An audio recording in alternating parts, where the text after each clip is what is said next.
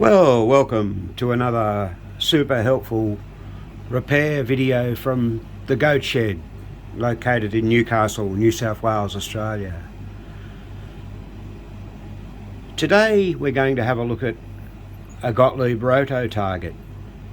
Now, we've previously done a video on Roto target, but I just thought I'd disassemble one and show you it all in pieces, and then we're going to have to clean it up and we'll put it back together and adjust it. Now, this is out of a buckaroo, and this was presented to us just yesterday by the owner, and there it is all apart. So all the components are there, the frame, we have the drive arm with the drive pulls, springs, the escapement wheel, the brackets, the coil stop bracket, the coil itself, the plunger, and we have a really filthy dirty coil sleeve which will of course get replaced. And then we have the shoulder screw for the drive arm. So broken down, there's not that many parts. The frame's just pretty dirty, it'll clean up quite well. We're going to put those in the ultrasonic cleaner for about 30 minutes, perhaps 30, yeah. And then we'll put it all back together. Now, I've been looking at the escapement wheel. It's probably a little hard to see, but some of the teeth are worn. They're not too bad, but they're worn enough to warrant getting a file through them on each side and cleaning them up. Now, just one thing about these escapement wheels. What's buckaroo, about 1965 or something like that? Late 50s, early 60s games, the escapement wheel had roll pins going through. Now, to secure them to the shaft, these are sort of, I don't know, welded onto the shaft, I think. Those roll pins can break, and what that will do is give you movement. That wheel's supposed to be fixed, no movement on the shaft, but with the roll pins, if they break, you'll get the wheel moving like that. And a friend of mine in the USA had one only a few months back. When he punched the roll pin out, it was broken in 3 places, and that was causing the trouble that he had. When this was delivered to us yesterday, the owner has reported that the Roto target would spin, but 3 times out of 5 it'd always not stop correctly, and it would go backwards and be in between numbers and things like that. And when we operated it, yeah, it was doing that. And I think part of the trouble is the it's just all dirty and needs cleaning up. Like, you have a look at all the dirt on that, around there, all in here. It's all very, very dirty. So yeah, we're going to give that all a bath and clean it up, and then we'll assemble it and show you how it all goes back together and how it'll work nicely. The owner's taken the actual Roto target away to put new numbers on it. Saves us doing it, so that's good. Now, we've got this escapement wheel in the vise and we're starting to file it up. I'll endeavour to show you a little bit of it now. It's hard to see, but you can see what we're faced with in a few of them. So there's not a lot left, so we're going to have to file in and do the very best we can. This is a long and tedious process. This is mainly the back part of the wheel. There's 2 lots of teeth in the wheel, of course. There's the front and the rear. This is the rear lot. Now, this is the one where the pawl, if it goes click, click, click, that will cause that wear. And I think this is what might have happened to this one at some stage. Having said that, they're well over 50 years old, and I'm pretty sure you can't buy them. So I'll just show you now the process that we're doing to file them out. So there you go. You've got to keep the file as straight as possible and try not to rock it. Really, and be very careful not to hit the other one at the front. This particular file isn't probably the best file for the job, but it's all we've really got at the moment. I'll have to go and get a set of those Stanley hobby files. I think that'll do a lot better. But there you go. So hopefully that will improve it somewhat. We'll certainly know when we put it back together and observe it working. I think you will notice there's Spanky there keeping an eye on proceedings. So there's all the parts for the Roto assembly all cleaned up. They've cleaned up quite nicely. They've all been polished. New coil sleeve has been fitted. Remember the other one was bad. So once we've finished filing that escapement wheel out, we'll probably commence reassembly, and we'll show you how you do that and how to make any adjustments on the Roto unit. They're really quite a simple mechanical device, the Roto unit. A lot of the mechanism relies on inertia. Once that coil pulls in and lets go, then the inertia just keeps spinning that Roto. So it's really, really important to have everything nice and free. Righto, let's start and reassemble this Roto unit. Now the first thing I'm going to do is put the escapement wheel in and fix it in place temporarily so that we can get everything all around it. So if we pick the escapement wheel up, and then we have that washer. Now this is a friction washer that goes on. That's simply there to prevent friction between the frame and the wheel itself. They were on a lot of the 60s games. They tended to get rid of that after a while, and I'm not sure why, but they did. So what we'll do now, we'll get a bit of lubrication. I've got a bit of sewing machine oil here. I'm just going to drop a little bit on there. That should be enough. We'll pop it in here. That should go in with consummate ease, and we'll spin that round, and look at that, it's really free. I'm very, very happy with that. Now the next thing I'm going to do is put this part on the back so that the wheel doesn't come off. Now we've fitted that part on. As I say, it's only temporary, and there's a flat on that shaft, so that Allen screw has gone on the flat. And we always set it so that you've got a little bit of play, just a little bit between the frame and the bracket there. Well, not the bracket. I really don't know what they call this thing,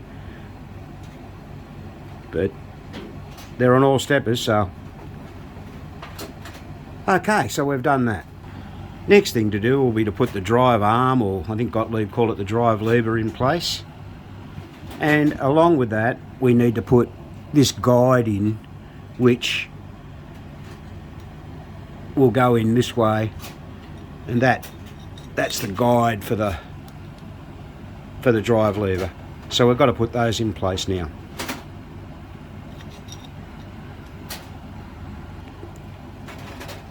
So there's the guide arm in place. Note the screw heads. Someone's had this apart at some stage of the game. They've used the wrong size screwdriver. I know I keep banging on about that, but you won't damage the screw heads if you use the right size screwdriver. Very, very simple. Actually, one minor mistake I made there when I put that bracket on. I shouldn't have screwed it down. I had to leave it loose to fit the drive arm in and move it into place. So just remember that. I forgot about that, but needless to say, it's in now, and we'll be able to put the screw here down the end. This is your shoulder screw. That's all been polished up, cleaned up, so I'll fit that as well. So just put it on the old 11/32 nut driver and tighten that up, and away we go. Now everything here's back in place. So let's just fit the spring onto the spring anchor, which is just here on the bottom. That's the spring anchor, so should be able to get that on there all right. And that's all moving up and down freely, which is important. Okay, now we're just time to put the coil on, and we'll have to put the adjust stop pull lifter on. That's this thing. That's the adjust stop pull lifter. That goes up here, and that's actually an adjustment.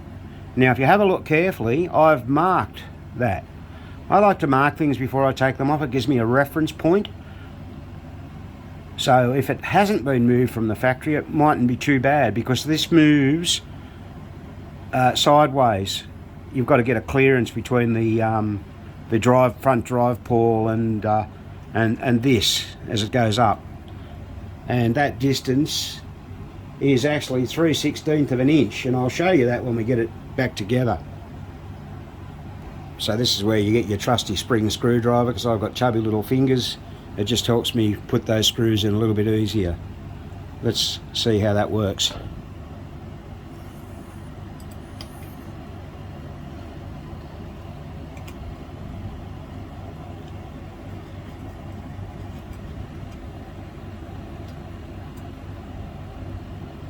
There you go, there's one in.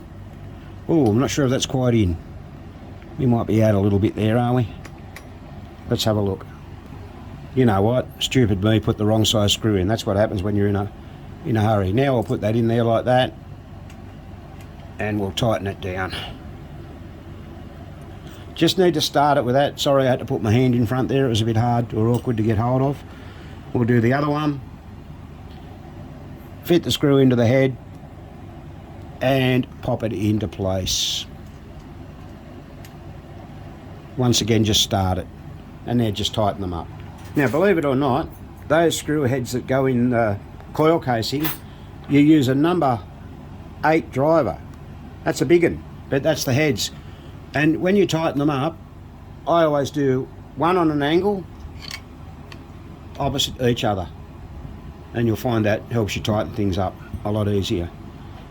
So we're getting close to getting our adjustment done. Now what I'm going to do, I'm going to put that adjust stop pull back on, which goes there where those 2 screws are here, and then we'll see how we go, and we'll show you all the adjustment. Okay, with the front pull adjust stop, which is this thing here, you set it so the gap between the pull, the tooth's got to be like straight out, pointing straight out, perpendicular, not at an angle. Between here and here is 3/16 of an inch. I mean, roughly. Remember, you can get wear in the pivot points here, which there aren't in any. You can get a bit of wear in the bearing here. So, you know, it's got to be hit and miss. But remember, I previously marked the adjustment up here, and that enabled me to get it into a fairly good position. Now the only other adjustment to make is this one here, if necessary. This moves sideways, sideways, that way and that way. So you've got to be careful. The idea of that adjustment is so that the back pull clears the tooth when the drive arm is in the up position. Allow me to show you this. So we have the plunger at maximum stroke. That will then allow that pull that you can just see there. I just think we've got that there. The pull there, and the front one as well, to clear, so that you mustn't hear a clicking noise. Now that's adjusted fine. If it was going click, click, click, like that, that's no good, and that'll wear things out. And that's what I think was wrong with this before. So you've just got to fiddle around with this adjustment here to get that right. And they say a 1/32 gap between there and there. Well, that's close enough for me. The only other adjustment that you can do is to get more stroke on the plunger, just like any normal step unit. Adjust these screws up or down at the back. Looks like someone's had a go at this at some stage, but I'm fairly happy with the way this is working at the moment. Obviously we need to fit the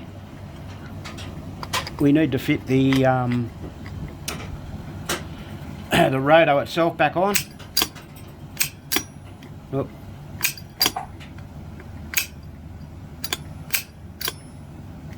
It's pretty good. Got the block of wood in the way. Just move that again. Here we go. It's really hard to do this.